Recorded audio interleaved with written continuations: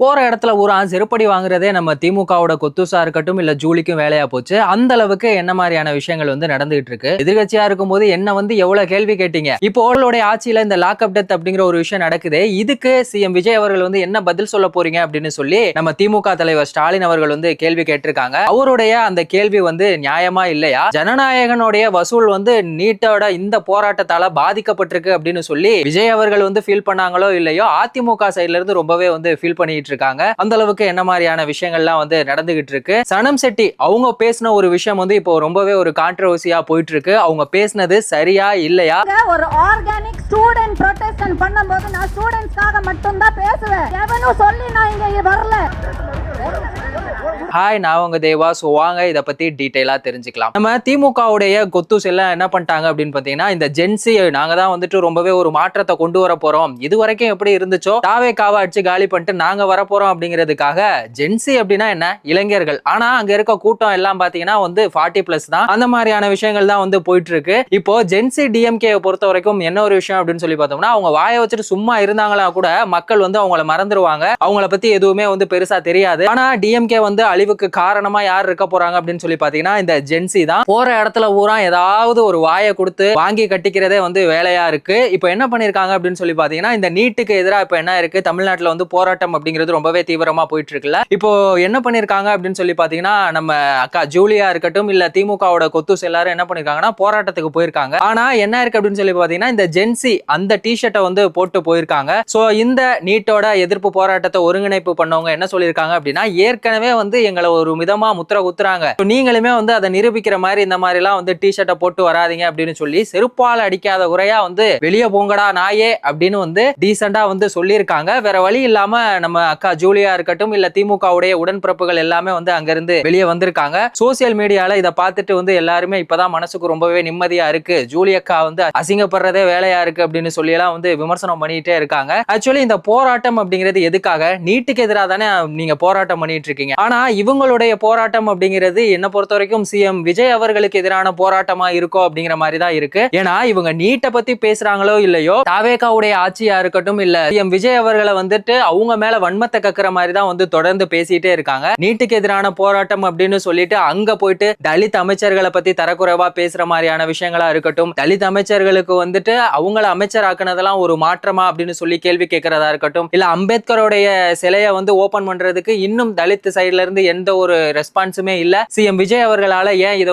எதுவுமே கொண்டு வர முடியல அப்படிங்கிற மாதிரியான பேச்சு. ஜனநாயகன் படத்துக்கும் இப்போ நீட் போராட்டத்துக்கும் என்ன சம்பந்தம் அப்படிங்கிறது தெரியல. அதை என்ன பண்ணிட்டு இருக்காங்கன்னா, அதை வச்சுமே ஒரு ட்ரோல் அப்படிங்கிற மாதிரியான ஒரு விஷயங்களை கிரியேட் பண்ணிட்டு இருக்காங்க. இப்போ இதுக்காக தான் சனம் செட்டி நேத்து அவங்க பேசும்போது என்ன சொன்னாங்க அப்படின்னா, நான் ஸ்டூடெண்ட்ஸா இருக்கட்டும் இல்ல யங்ஸ்டர்ஸ் எல்லாருக்குமே இந்த நீட் அகைன்ஸ்டுக்கு நான் சப்போர்ட் பண்றேன் அப்படிங்கிற மாதிரி சொல்லியிருக்காங்க. இன்னொரு பக்கம் நான் ஒரு வெறித்தனமான தளபதி ரசிகை அப்படிங்கிறதையும் சொல்லிட்டு FDFS பார்த்துட்டு தான் நான் இங்க வந்திருக்கேன் அப்படிங்கிற மாதிரியான விஷயங்களுமே சொல்லியிருக்காங்க. இப்போ ஒரு நாள் நான் படத்தை பார்த்துட்டா என்ன ஆயிர போகுது அப்படின்னு சொல்லியும் கேட்டிருக்காங்க. இன்னொரு பக்கம் இங்க நீட் போராட்டம் அப்படின்னு சொல்லிட்டு இங்க அதுக்குள்ள நிறைய அரசியல் நடக்குது அப்படிங்கிற உண்மையை தப்பி தவறி அவங்க சொல்லிட்டாங்க. இதை பார்த்துட்டு அங்க இருக்க கொத்தூஸ் எல்லாம் ஆத்தி என்னடா உண்மையை சொல்லிட்டாங்களே அப்படின்னு சொல்லிட்டு அவங்கள பேச கூட விடாம என்ன பண்ணிருக்காங்க அப்படின்னா, அவங்க பேசிட்டு இருக்கும் போதே அவங்களோட மைக்கெல்லாம் புடுங்கி இருக்காங்க. ரொம்பவே ஒரு அராஜகம் பண்ணிருக்காங்க அப்படின்னு தான் சொல்லணும். இப்போ அந்த போராட்டத்துல வெற்றிமாறன் அவர்களுமே இருந்தாங்க. வெற்றிமாறன் அவர்களுமே நிறைய திரைப்படங்கள்லாம் எடுத்திருக்காங்க. நிறைய படங்கள் அப்படிங்கறத விட அவங்க எடுத்தது கொஞ்சம் படம் தான். ஆனா எடுத்தது எல்லாமே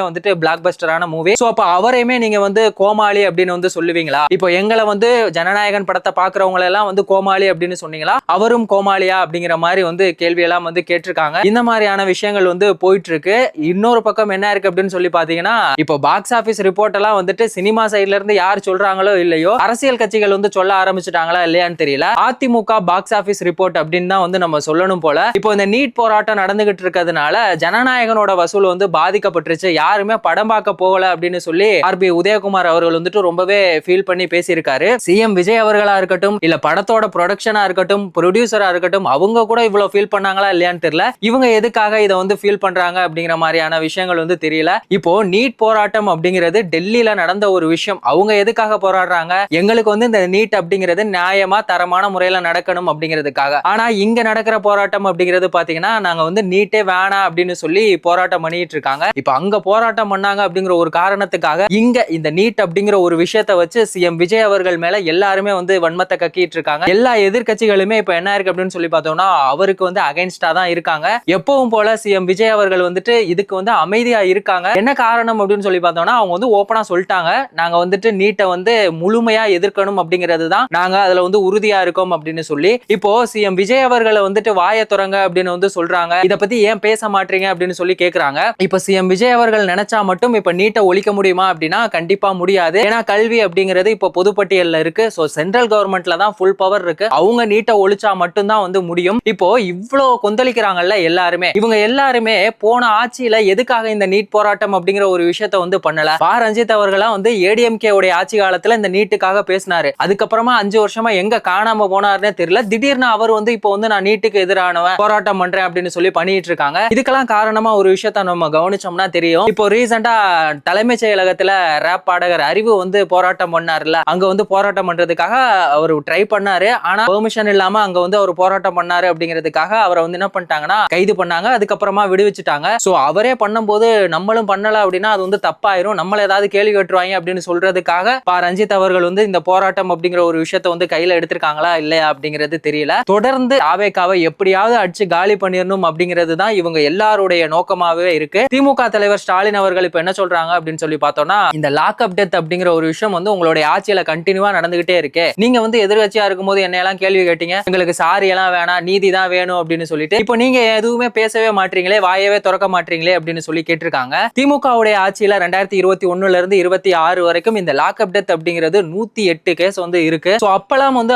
அதுக்கான ஒரு தண்டனையோ அப்படிங்கறத எதுக்காக கொடுக்கல? அப்படி கொடுத்திருந்தாங்க அப்படின்னா இந்த மாதிரியான விஷயங்கள் வந்து நடந்திருக்காது. ஆட்சி மாறினாலும் காட்சி மாறாது அப்படிங்கிற மாதிரி இது எல்லாருடைய ஆட்சியிலுமே வந்து இந்த மாதிரியான விஷயங்கள், பாலியல் வன்கொடுமையா இருக்கட்டும் இல்ல இந்த லாக் அப் டெத் கேஸ் அப்படிங்கிறது கண்டினியூவா நடந்துகிட்டே தான் இருக்கு. சோ சிஎம் விஜய் அவர்கள் கண்டிப்பா இதை வந்து ரெஸ்பான்ஸ் பண்ணணும், பண்ணி இதுக்கான ஆக்ஷன் அப்படிங்கறத எடுக்கணும். இந்த காவல்துறை அதிகாரிகள் அவங்க எல்லாம் வந்துட்டு என்ன பண்ணணும்னா அவங்கள வந்து பதவியை ரிசைன் பண்ணது மட்டும் இல்லாம அவங்களுக்கு வந்து மரண தண்டனை தீர்ப்பு கொடுத்தா மட்டும்தான் இந்த மாதிரியான விஷயங்கள் வந்து தொடர்ந்து நடக்காம இருக்கும். ஏன்னா இப்போ இந்த மாதிரியான விஷயங்கள் வந்து தொடர்ந்து நடந்துகிட்டே இருக்கு. அப்போ சட்டம் கடுமையா இருந்தா மட்டும்தான் இதை வந்து குறைக்க முடியும்.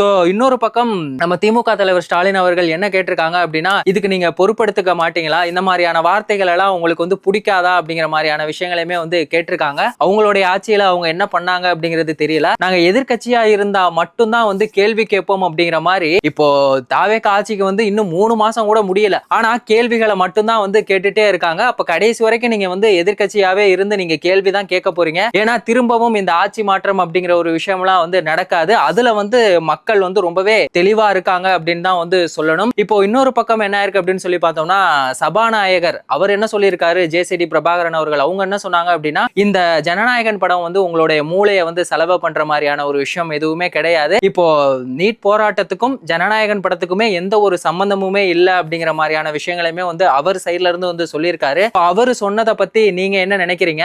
இந்த நீட் போராட்டத்தை வச்சு தாவேகாவுடைய தலைவரான நம்ம சிஎம் விஜய் அவர்களுக்கு எதிராக அவங்க வந்து போராட்டம் பண்ணி இந்த தாவேகாவுடைய ஆட்சியை கலைக்கிறதுக்கு திமுகவுடைய சதியா இந்த விஷயங்கள் நடந்துகிட்டு இருக்கா? ஜூலி வந்து அசிங்கப்பட்டதை பத்தி உங்களோட ஒப்பீனியன் என்ன அப்படிங்கிறத மறக்காம கமெண்ட் செக்ஷன்ல சொல்லுங்க. வேறொரு வீடியோல வேறொரு கண்டென்ட்ல நம்ம திரும்பவும் சந்திக்கலாம்.